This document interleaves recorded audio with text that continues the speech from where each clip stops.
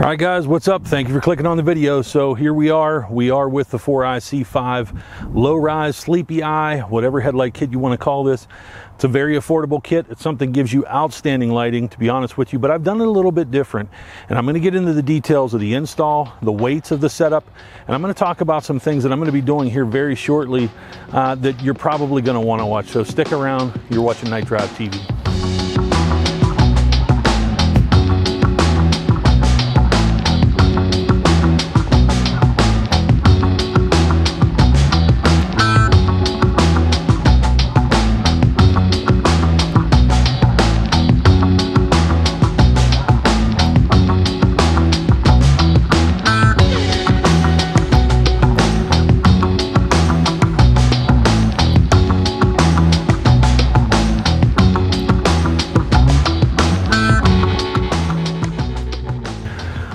So guys, before we get into talking about this headlight kit, let me point out some things that I think you're going to want to know about.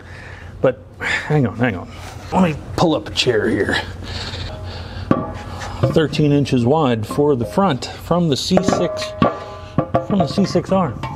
Haven't used it much. It actually came from this car right here. Whoa, oh, yeah, just lost it on the inside. Yeah, Porsche maybe slowing a little bit for pit lane, possibly.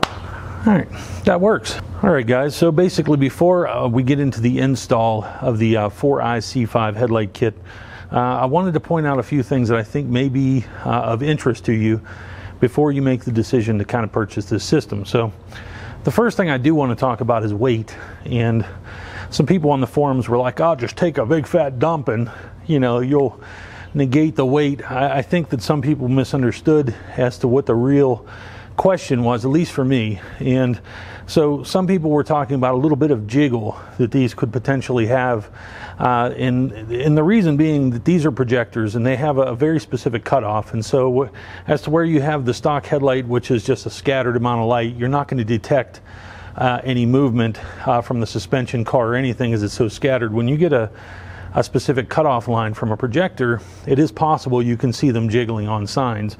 So for that reason, I thought, you know, the weight is going to be a factor, because when these come up against the stops, the more weight you have hanging off of the assembly, the more that could affect the bounce. So I'm going to show you right here. I did weigh this, and believe me, I was super surprised when I took this off. I kind of expected a heavier assembly.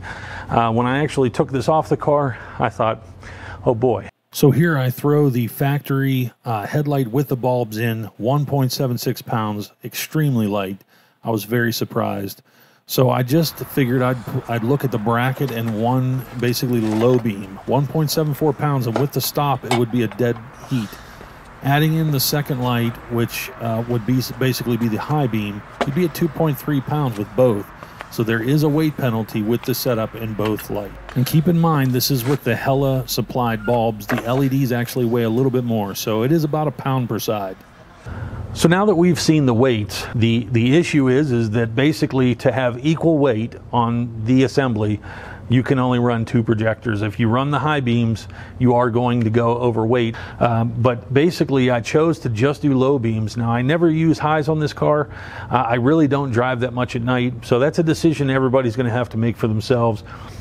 Personally, the way that these cars were engineered, even Tadge Juchter talked about the C7, you know, every bit of weight has to earn itself on the car. And he said anything that came through the engineering department, they wanted to shave mass in any way they can. And so for me, it got me thinking, you know, I think I can shave weight from this assembly and improve basically how this system works, and maybe develop my own kit. So that's something I'm going to look to do here in the coming weeks, and I'm going to put it on the channel. As well as some of the carbon fiber things which got delayed due to the issues that we've got going on, and some things late last year. So lots of things coming. Stay tuned for that. Okay, so the next factor I'm going to want to discuss with you is something that I do see is quite common. And so basically, the way that the 4eyec5 assembly mounts is just like how the factory headlight mounts. There's basically 3 bolts in the back here, and you'll see this on the install portion of the video. But the assembly basically allows there to be movement left and right and up and down of the entire basic box here. And obviously your bulbs are in the back. So basically there are 2, we'll call them kind of adjustment machines, but basically they're a geared assembly, and they're accessed from two portions basically in the headlight assembly. One which you crank on and turns it this way, and one that goes up and down. Well, my car doesn't have many miles in the rain. It's not been really exposed to much moisture in terms of going through rain and things like that, but I did find that all my adjustment machines, so to speak, were seized, and it's basically because they were set probably from the factory and never moved. This is something you're probably going to run into, so if you get into this install, what you're going to find is you're going to have to realign this entire assembly, because the headlights are not coming up like they normally would. So everything's going to be pointed down. You're going to have to use that adjustment and bring them up. There is enough adjustment there, but the issue is you're going to have to make sure that those adjustments are working on your factory headlights, or you're going to have to replace them. And so I'm going to show on screen the assemblies as sold on Amazon, brand new. I believe they're $40 a unit, so if there's two on each side, you're looking at a potential additive cost of $160. So the next video that I'm going to do, I'm going to show how I did get mine working again. It's a bit of a hack procedure because they were never designed to be opened up again. I did get them opened. It was quite a hack job, but I actually got them opened, working, and reassembled, and they're in the car. I was able to bring my headlights up, but my cutoff lines are still not adjusted. So that's the issue that you're going to want to take a look at. So guys, overall this is a pretty easy install. With anything electrical, let's remove the negative battery cable. We're going to start at the driver's side headlight. We're going to remove these Torx screws, and you know, if you don't have these, Harbor Freight, you can pick up a small pack of variety bits. It'll include this. So we're going to start there, take out these two rears. We're going to remove the rubber boot, and this is the manual, basically the back side of the motor, so you can manually raise the headlights. We're going to bring these into an upper position so we can reach the screws here as seen on the outside of the shroud. And these are little Phillips heads. We're going to remove these. There's two towards the front, and then don't forget the one in the rear. We're going to remove those so that we can tip the assembly forward and rotate it out, and that's kind of the easiest way to get it out of there. Now we're going to go ahead and finish off removing the headlight cover with that last Torx bit. And again, we're going to lower the headlight, and this is going to be the plate that basically supports the headlight cover. We're going to remove those Torx screws and remove that as well. So at this point, you're going to go ahead and use an extension and grab these bolts from the rear. I had to use a swivel, and then you can basically just fumble and drop your headlight like I did.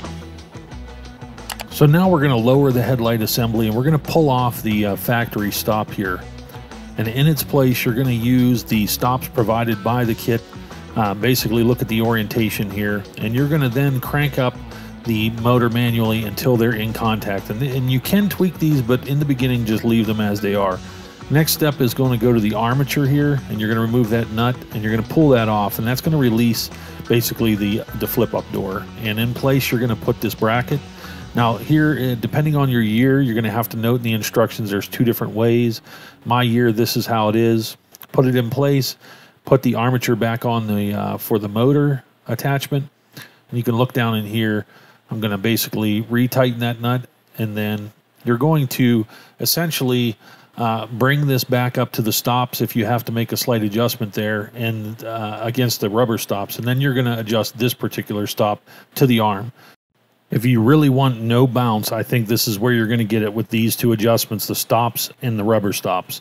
So next we're going to mount the projector, and notice where I was pointing there's a Hella symbol. That's going to tell you the orientation. So this is your top fastener you're going to remove now, and this is going to allow you to swing this assembly down. We're going to swing this down, and this is what's going to allow you to attach the entire assembly.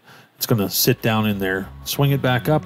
Now I want to point out here, I'm putting this in the wrong hole. You know how bad that can go. Yes, it does go in the top hole there. I made a mistake here, which I found out later. So put that adjuster back in up top, reattach everything, and test with the reconnected battery, and that's when the smoking began.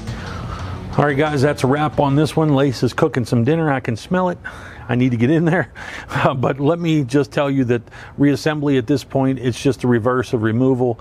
I want to point you to the passenger side. There's a small module down in that bucket. Don't be alarmed. 2 bolts, it comes right off.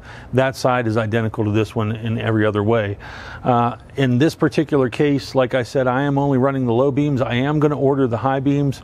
I'm going to install them, and I am going to make bezels for a 4 projector and a 2 projector setup. And I'm going to just make them to print. I'm going to make them for myself, obviously, to have options. I do want to point out that when I bought the Hellas, I did want to just try the halogen bulbs that they came with, and they generated so much heat right in this area that they actually started causing the paint to smoke. So that's out. You're going to have to go with the LED bulbs from the onset.